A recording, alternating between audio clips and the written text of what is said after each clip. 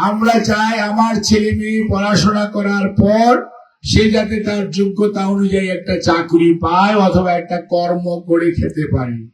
আমরা চাই আমাদের উৎপাদিত কৃষি পণ্যের ন্যায্য মূল্য যাতে পায়। আমরা যারা শ্রমজীবী মানুষ কাজ করে খাই সে যাতে শ্রমের যথাযথ মূল্য পায়, অর্থাৎ মজুরি পায়। আমরা চাই আমরা নির্বিঘ্নে নিঃসংকোচিতে আমার বাড়িতে ঘুমোতে চাই এবং এখানে যাতে আমাকে কেউ বিরক্ত অথবা কোন ধরনের ক্ষতি করার চেষ্টা না করে।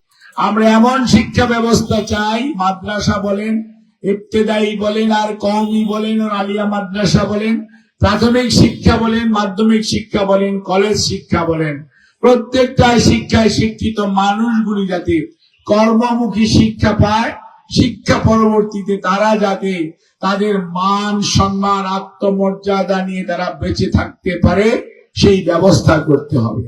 এবং আমরা এমন একটি ধর্মীয় সম্প্রীতি চাই যেখানে মুসলমান তার ধর্ম পালন করবে, হিন্দু তার ধর্ম পালন করবে, খ্রিস্টান তার ধর্ম পালন করবে, বুদ্ধিস্ট তার ধর্ম পালন করবে এবং অত্যন্ত সম্মানের সঙ্গে করবে।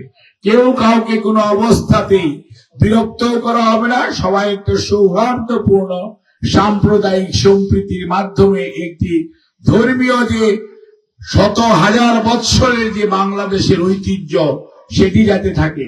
আমরা এমন চাই যেখানে আমরা কেউ কাউকে মুসলমান, হিন্দু, খ্রিস্টান, মারমা, চাকমা, সাঁওতাল, গারো, হাজং এইভাবে আমরা বিভক্ত করব না। আমরা বলবো এই মাহমুদপুরের মানুষ আমরা সবাই মাহমুদপুরবাসী। কারণ সেই কালো মানুষ, সাদা মানুষ, সাঁওতাল অথবা মুসলমান যার সব রক্তই কাটেন না কেন, রক্তের রং কিন্তু লাল, এর বাইরে অন্য কোনো রং নেই। কাজেই আমরা সবাই যেমন মাহমুদপুরবাসী, বাংলাদেশের মানুষ আমরা সবাই বাংলাদেশি। অর্থাৎ আমাদের ঐক্যবদ্ধ ভাবে থাকতে হবে। কোন ধরনের ধর্মীয় বিভাজন অথবা নৃতাত্ত্বিক বিভাজনকে আমরা প্রশ্রয় দিতে চাই না।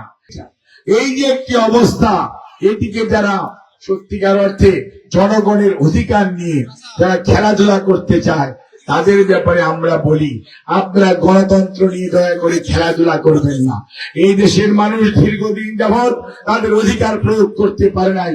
এই গণতন্ত্রহীন একটি দেশে গণতন্ত্র প্রতিষ্ঠিত হওয়ার প্রাতিষ্ঠানিক রূপ লাভ করার এই যে একটি সুযোগ আগামী ফেব্রুয়ারির মধ্যভাগের মধ্যে হয়েছে তত্ত্বাবধায়ক সরকারের, অন্তর্বর্তীকালীন সরকারের নেতৃত্বে, আমরা আশা করব আসুন আমরা সবাই মিলে ঐক্যবদ্ধ ভাবে এই প্রচেষ্টাকে সার্থক করি এবং আগামী জাতীয় নির্বাচন যত দ্রুততার সঙ্গে সুন্দরভাবে অনুষ্ঠিত হবে, জনগণ তার অধিকার প্রয়োগ করতে পারবে, তার মাধ্যমেই বিশৃঙ্খলা দূর হবে। আজকে গতকালকে রাত্র থেকে আপনারা দেখছেন কেউ কেউ বাসে আগুন দিচ্ছে, কেউ কেউ হঠাৎ করে গুলি করে একজনকে মেরে ফেলছে, কেউ কেউ ভয় দেখাচ্ছে আগামী কয় তারিখে জানি লকডাউন করবে। অর্থাৎ পতিত স্বৈরাচার, পলায়নকৃত স্বৈরাচারের আস্ফালন শুরু হয়েছে। কেন? আজকে আপনি আমি বিভাজিত, ওই ফাটল দিয়ে ওই পলায়নকৃত স্বৈরাচার ঢোকার চেষ্টা করছে। কাজেই বন্ধুরা, যারা গণতন্ত্র পুনরুদ্ধারের লড়াইয়ে ছিলেন, কোন অবস্থাতেই নিজেদের মধ্যে বিভাজন করবেন না। আসুন আমরা ঐক্যবদ্ধ ভাবে আমরা সেই সমস্ত স্বৈরাচারের পুনর্বাসনকে রুখে দেই এবং রুখে দেওয়ার জন্য দরকার ঐক্য, ঐক্য, ঐক্য। এর কোনো বিকল্প নাই। কোন ষড়যন্ত্রে পা দিবেন না। জনগণের বাধার মুখে কোন ষড়যন্ত্র টিকবে না। জনগণই শেষ বিচারে জয়যুক্ত হবে এবং জনগণের রায়ের মাধ্যমে গণতন্ত্র পুনঃপ্রতিষ্ঠিত হবে। সেখানেই সিদ্ধান্ত হবে দেশের কোন সংস্কার হবে আর কোন সংস্কার হবে না।